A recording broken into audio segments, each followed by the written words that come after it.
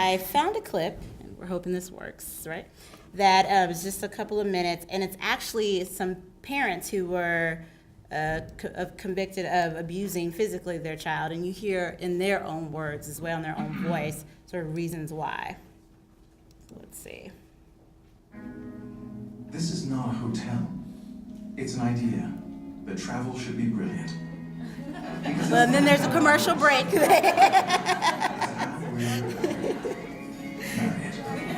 Right, right here. Parents, they should have done something different for this child's being in life. A 3-month-old baby boy hospitalized after being bitten and burned and suffering multiple broken bones. The people accused of inflicting those terrible injuries, the same ones who brought him into the world. It's a crime that has outraged the community of Coshocton, and they are calling for justice for C.J. Sharkey. Yeah, his mother and father are charged with child endangering. This group, who protested outside the courthouse today, is calling for charges of attempted murder. NBC4's Denise Alex talked exclusively with Christopher and Kelsey Starkey at the Coshocton County Jail today, and they both agree they don't deserve their child back after what they've done. I picked him up around the rib cage and hit him bad against his leg. 20-year-old Kelsey Starkey talking about the abuse she caused her 3-month-old son. In this jailhouse interview, she says the injuries didn't stop there. I was to change his diaper, and he was moving his legs a lot, so I picked up his legs and then put it down too hard, and his leg got broke. Kelsey says she got frustrated with her son and took it out on him and the home she and her husband lived in with her mom. She says it was her mom who called Children's Services. Did you try to kill the baby? No. Do you know your actions could have killed him? I know that I could have, but I wasn't trying to. Coshocton County authorities say C.J. Starkey was hospitalized in Akron in bad shape. The 13-pound baby boy suffered a right femur and fibula fracture, along with 12 fractured ribs. What do you take responsibility for? 22-year-old Christopher Starkey says with his cigarette, he burned his baby boy's forehead multiple times. His reason? I tried to feed him, he wouldn't stop crying. I changed, he wouldn't stop crying. I was trying to burn him, he wouldn't do it. He just cried. Starkey said his son cried even more during and after the abuse. Now he and his wife, facing up to 8 years behind bars on child endangering charges, are the ones shedding tears. I cry every night. Because that's so hard. And then our first baby boy, now we don't get a finger.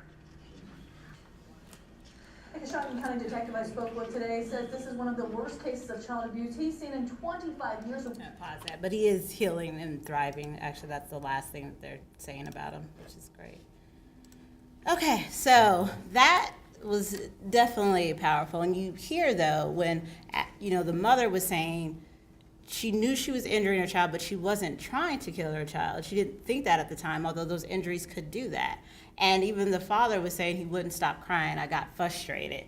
And he even said also, even after abuse, he kept crying. So we could just see there's a lot going on there. And actually the mother as well, as we talk about mental health issues, she's actually bipolar and I think schizophrenic as well. And so just dealing with those mental health issues too. But again, that's to also illustrate when parents are abusing, they're not always thinking, oh, I'm abusing my child, but there's a lot of things going on there. And even the mom said, well, I know that now it was hurting them, but in that moment, they weren't thinking that.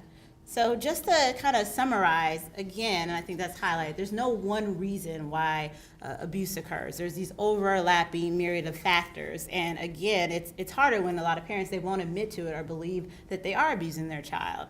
And I think we really do, as I think as Judge Walker also highlighted, but we need to work on looking at these different factors that might help parents and looking at support systems and trying to basically build their resiliency in the way they cope as well.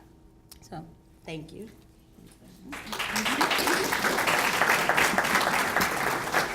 So one of the things that I did want to highlight, though, out of this, there are some commonalities.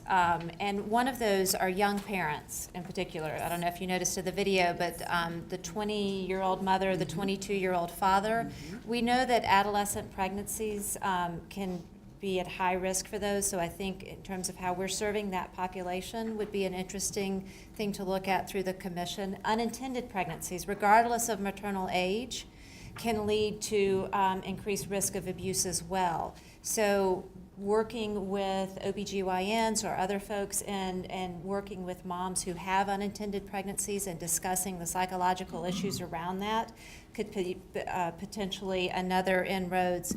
And then around these unrealistic parenting expectations, we have kids who come into CHOA who, because they soiled their pants because they're only a year and a half old, were put into scalding water as a way to teach the child not to soil their pants. Obviously, that doesn't do anything except teach the child to fear the parent and water. But that's just, it's an unrealistic expectation around what's developmentally appropriate. And then this issue around crying is a significant one, because if you look at the most severe cases of abuse, they're often in the first year of life. For any of you who have had a child who had colic, you will know how incredibly frustrating it is. Hearing an infant cry raises your cortisol level in the human body. We are programmed biologically to respond to a child crying. When the child won't stop crying, we start looking for alternative solutions. When you are completely at a loss for how to do that, your solution may be one that's totally detrimental to the health of the child. And then also there's a common kind of thing that we hear sometimes in the hospital, and this could be more around neglect than abuse, but oftentimes we will hear babies crying, and nurses will say, "Mom, you need to pick up your baby," or "Dad, you need to pick up the baby." And there's this belief of spare the rod, spoil the child, and also that picking up crying babies makes them wussies, that they're not going to be a tough boy. So there's a lot of cultural kind of perceptions that we need to overcome as well in looking at these issues.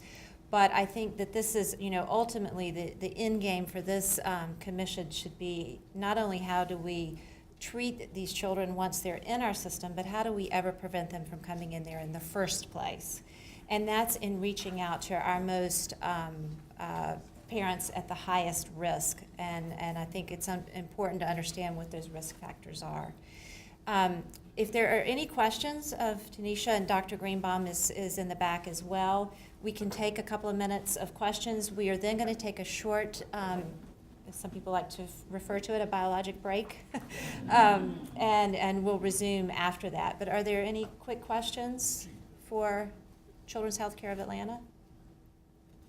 Okay. Well, thank you for being here, and we will take a quick break, run to the restroom, and be back.